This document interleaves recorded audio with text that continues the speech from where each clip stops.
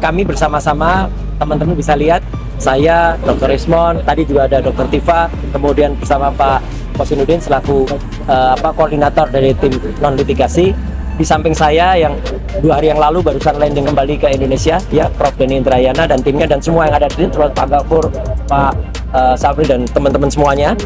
Kita bersama-sama seperti tadi yang disampaikan oleh Prof. Denny, kita melakukan kerjasama yang baik dengan Polda Metro Jaya. Artinya kerjasama itu apa? Kita kooperatif, ya, kita menjalankan apa yang harus kami lakukan. Bahwa jadi penipuan terjadi nyata-nyata oleh ahli Termul dan terutama Andi Aswan dan Joshua Sinambela. Nah, itu. Saya mengajak seluruh tim hukum supaya melaporkan mereka berdua karena telah mengaku memiliki scan ijazah asli Joko Widodo, ternyata itu hasil registrasi citra namanya, yang merupakan yang berasal juga dari apa yang diupload oleh Dian Sandi Utama. Oleh karena itu siap-siap ini Joshua Sinambela harus dituntut.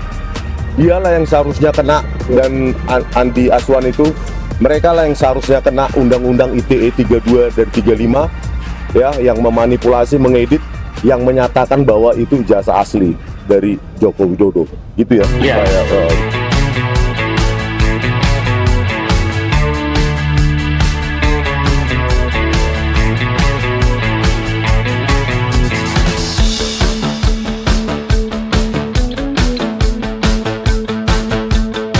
Bismillahirrahmanirrahim. Assalamualaikum warahmatullahi wabarakatuh. Waalaikumsalam.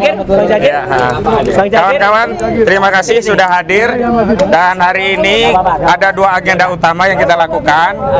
Yang pertama, memenuhi kewajiban dari klien kami untuk lapor seminggu sekali, sebagaimana sudah disampaikan oleh Polda Metro Jaya. Jadi kita hari ini memenuhi wajib lapor.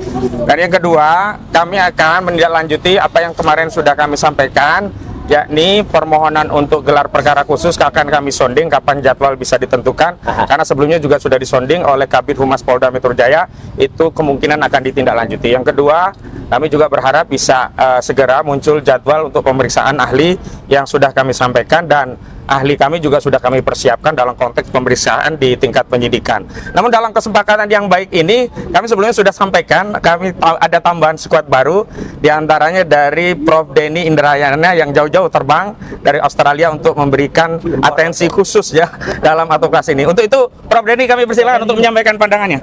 Ya. Halo teman-teman. Ya. Bismillahirrahmanirrahim. Assalamualaikum warahmatullahi wabarakatuh. Assalamualaikum warahmatullahi wabarakatuh. Salam sejahtera buat semua. Hari ini kami, saya, Pak Suryo, Pak Lesmon, teman-teman kuasa hukum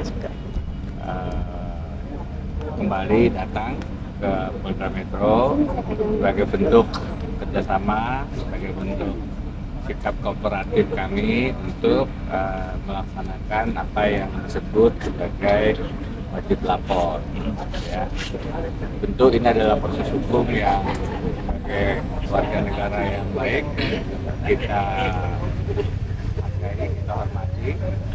Di samping tentu saja juga kami melaksanakan langkah-langkah hukum yang lain sebagaimana tadi dijelaskan oleh Pak Kosinudin, gelar perkara khusus dan seterusnya.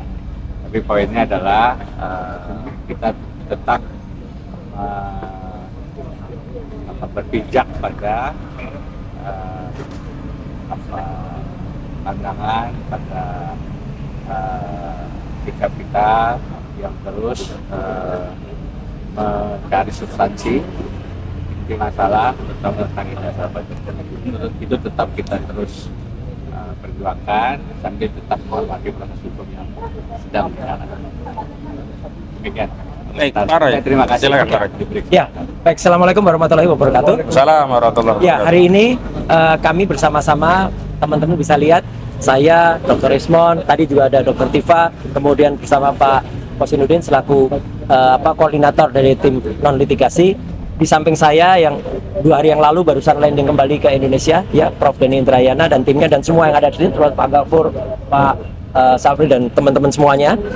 Kita bersama-sama seperti tadi yang disampaikan oleh Prof. Denny, kita melakukan kerjasama yang baik dengan Polda Metro Jaya. Artinya kerjasama itu apa? Kita kooperatif, ya, kita menjalankan apa yang harus kami lakukan.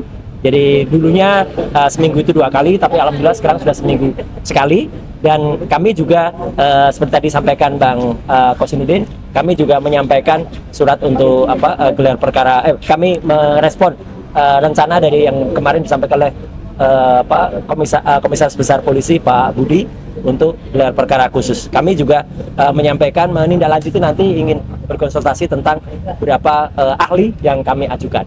Jadi sekali lagi kita hari ini dalam rangka kooperatif dan teman-teman juga bisa saksikan, ya, kita tetap solid, kita tetap kompak, tidak ada apapun. Jadi jangan percaya para termul itu, ya, gitu, dan ahli-ahli palsu itu. 2 hari yang lalu dalam salah satu siaran TV kita bisa lihat bagaimana kualitasnya ahli palsu itu yang ternyata dengan bukti palsu yang katanya itu scan ijazah, scan sampai host dari acara itu mana basic question, mana scan ijazah yang dikatakan minggu yang lalu, karena minggu yang lalu itu TV itu secara yakin sudah menyaksikan. Kan malu juga, saya juga kasihan TV yang bersangkutan, sudah jelas-jelas disampaikan oleh si Andi Aswan tapi ternyata palsu buktinya. Dan kami juga menyampaikan ini loh, ahli palsu yang kemudian menjerat kami, yang mengatakan dengan saya Dr. Rismon itu melakukan rekayasa, melakukan pengubahan. Ternyata dia begitu di panggung nggak bisa apa-apa, sama anak kecil aja nggak bisa apa-apa, ya, sama si topi merah. Ya, langsung kalah gitu ya.